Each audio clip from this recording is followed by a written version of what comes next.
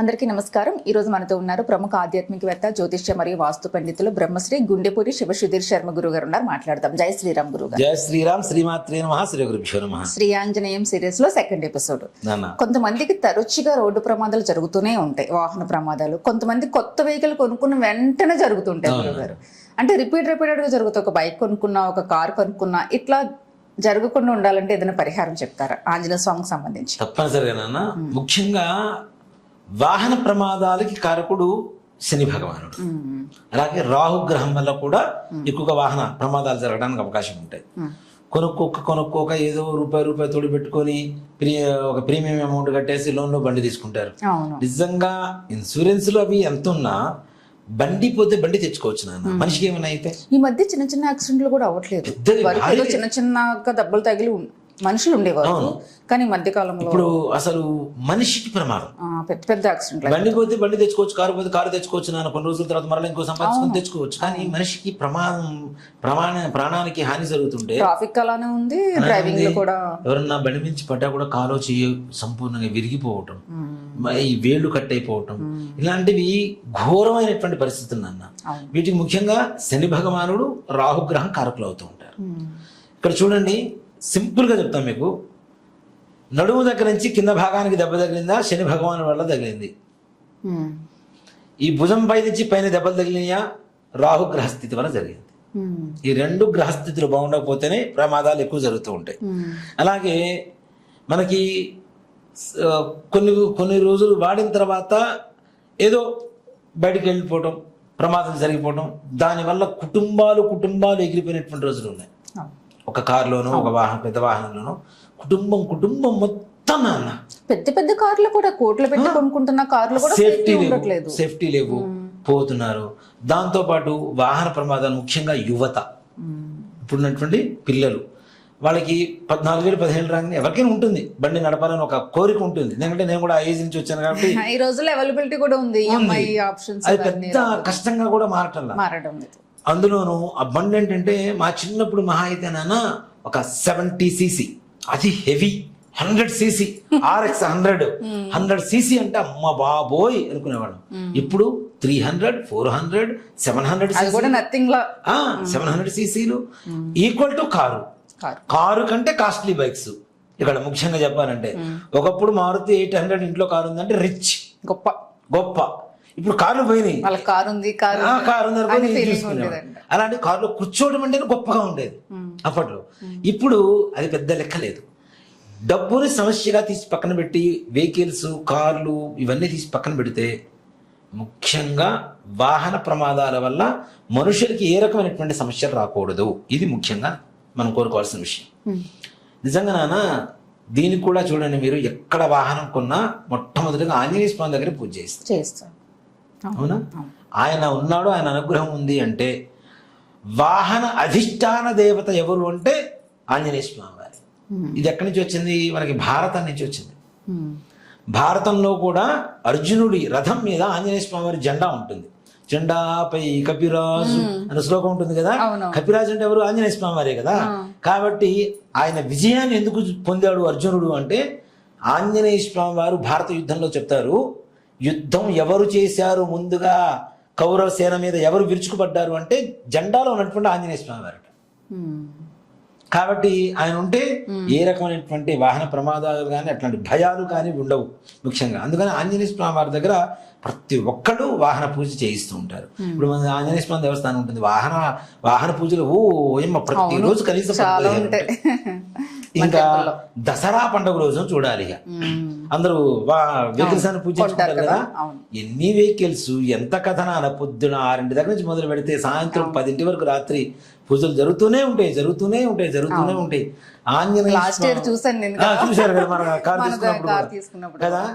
అక్కడ ఆంజనేయ స్వామి వారి అనుగ్రహం ఉంటే ముఖ్యంగా వాహన ప్రమాదాలు అరికెట్టవచ్చు నాన్న. దీనికి ఎవరో కాదు, ప్రత్యక్ష సాక్షిని నేనే. మళ్ళీ ఈ విషయంలో కూడా ఎప్పుడు ఇంట్లో నుంచి నేను బయటికి వెళ్ళేటప్పుడు కొన్ని శ్లోకాలు చదువుకొని వెళ్తాను నేను తప్పనిసరిగా. ఈవెన్ పక్కన ఉన్న టెంపుల్కి వెళ్ళేటప్పుడైనా సరే, ఏదైనా కార్యం మీద బయటికి వెళ్ళేటప్పుడైనా, దూర ప్రయాణాలు చేసేటప్పుడైనా, అది పిల్లలు కూడా అలవాటు చేశాను నేను. భరద్వాజ వాళ్ళకు కూడా అలవాటు చేశాను నేను. అన్న ఈ శ్లోకాలు చదువుకొని వెళ్ళండి, తప్పనిసరిగా వాహన ప్రమాదాలు ఉండవు. ముఖ్యంగా ఆంజనేయ స్వామి వారి ద్వాదశ నామాలని 12 నామాలు ఉంటాయి. ఈ 12 నామాలు పారాయణ చేసేటువంటి వాళ్ళ దాంట్లో అంటే ఫలశ్రుతిలో చెప్తారు శ్లోకంలో కూడాను, ముఖ్యంగా వాహన ప్రమాదాలు ప్రయాణ సమయంలో ఇది చాలా ఉపయోగపడుతుందని ఆ శ్లోకానికి అర్థం కూడా. అలాంటి శ్లోకాన్ని ఎవరైతే 12 నామాలు ద్వాదశ నామాలు ముందుగా ఒక్కసారి రామనామం చదువుకొని ద్వాసనామాలు చదువుకొని ఎవరైతే వెళ్తారో ఆ ప్రయాణానికి ఎక్కడా తిరుగు ఉండదు, దాంట్లో అనుమానమేం లేదు. ఇట్లా నేను అంతకుముందు కూడా చెప్పాను. ఒకసారి ఇట్లానే మామూలు ప్రయాణంలో వెళ్తూ ఏదో హడావుడి మీద వెళ్ళిపోతున్నా నేను. నిజంగానే ధ్యాన శ్లోకాన్ని నేను ప్రార్థన చేయలేదు. ఇక్కడ మన కర్ణాటక వెళ్తుంటే డ్రైవర్ డ్రైవ్ చేస్తున్నాడు, నేను పక్కన కూర్చొని ఉన్నా. డ్రైవ్ చేస్తున్నాడు కానీ కాస్త పడుకొని ఉన్నా. నేను వెళ్తూ ఉంటే ఇలా వెళ్తున్నాను నాన్న, వాడికి నిద్ర వచ్చినట్టుంది డ్రైవర్కి. ఇలా వెళ్ళాడు, ఎదురుగా బైక్ వచ్చింది, దాన్ని తప్పించడం కోసం బ్రేక్ కొడితే గిర్రం తిరిగిపోయి పక్కన చెట్ల పొదల్లో పడింది కారు. అదృష్టవశాత్తు ఎవ్వరికి ఏం కాల, కారు కూడా ఏం కాల. జస్ట్ ఆ డోర్ తీసుకుని బయటకు వచ్చి కార్ని నేనే పైకి తీసుకొచ్చి అక్కడి నుంచి ముందుకు వెళ్ళిపోయాం. అక్కడ మళ్ళీ ఆ శ్లోకం చదువుకుని వెళ్ళాను, మళ్ళీ ప్రశాంతంగా వచ్చింది. ఆ శ్లోకానికి ఉండేటువంటి బలం, ఆ నామాలకు ఉండేటువంటి బలం అంతది. ఎవ్వరు మనం చాలాసార్లు చెప్తూ ఉంటాం, అమ్మవారికి చేస్తే శివపంచాక్షరి ఎంత అవసరమో ఆంజనేయ స్వామి వారి ప్రసన్నం అవ్వాలంటే రామనామం అంత అవసరం. దాంట్లో ఏమాత్రం కూడా అనుమానం లేదు. ఎంత ఉగ్రంగా ఉన్న ఆంజనేయ స్వామి వారినైనా ఒక్క రామనామంతో మనం గెలవచ్చు, ఆయన అనుగ్రహాన్ని తీసుకోవచ్చు. కాబట్టి ముందుగా శ్రీరామనామ జపం చేసుకున్న తర్వాత హనుమాన్ అంజనాసూను వాయుపుత్రో మహాబలః రామేష్ఠః ఫల్గుణ సఖః పింగాక్షో అమిత విక్రమః ఉదితిక్రమణశ్చైవ సీతాశోక వినాశకః లక్ష్మణ ప్రాణదాతా చ దశగ్రీవస్య దర్పః ద్వాదశైతాని నామాని కపీంద్రస్య మహాత్మనః స్వాపకాలే పఠే నిత్యం యాత్రాకాలే విశేషతః తస్య మృత్యు భయన్నాస్తి సర్వత్ర విజయీ భవేత్. యాత్రాకాలే విశేషతః తస్య మృత్యు భయన్నాస్తి. ఎక్కడా కూడాను వాహన ప్రమాదాలు జరగడానికి అవకాశమే లేనటువంటి ఒక విజయ శ్లోకం ఏదన్నా ఉంది అంటే ఈ ద్వాదశ నామాలతో. చాలా బలమైన శ్లోకం, చాలా అర్థమే ఎంత గొప్పగా ఉందో. అంత చూడండి, హనుమాన్ అంజనాసూను వాయుపుత్రో మహాబలః రామేష్ఠః ఫల్గుణ సఖః. ఫల్గుణుడు అంటే ఎవరు? అర్జునుడు. అర్జునుడికి ఇష్టమైనటువంటి వాడు. ఫల్గుణ సఖః పింగాక్షో అమిత విక్రమః ఉద్ధితిక్రమణశ్చైవ సీతాశోక వినాశకః లక్ష్మణ ప్రాణదాతా చ దశగ్రీవస్య దర్పః. రావణాసురుని కూడా భయపెట్టినటువంటి వాడు. ద్వాదశీతాని నామాని కపీంద్రస్య మహాత్మనః స్వాపకాలే పఠే నిత్యం. ఏ సమయంలో అయినా చేసుకోవచ్చు. యాత్రాకాలే విశేషతః. యాత్రాకాలంలో ఇంకా విశేషం. తస్య మృత్యు భయం నాస్తి సర్వత్ర విజయీ భవేతు. ఈ శ్లోకాన్ని చదువుకొని వెళ్ళిన తర్వాత వాహన ప్రమాదం అనేటువంటిది మన జీవితంలో మనకు తెలియదు. అది మాత్రం ఘంటాపదంగా చెప్పగలుగుతా. ఎందుకంటే నా స్వానుభవంగా నేను చెప్తున్నాను కాబట్టి ప్రతి నిత్యం ఇంట్లోంచి బయలుదేరే ముందు ఈ శ్లోకాన్ని చదువుకొనే బయలుదేరుతాను నేను. దీనివల్ల సకల కార్యాలు సిద్ధి జరుగుతాయి.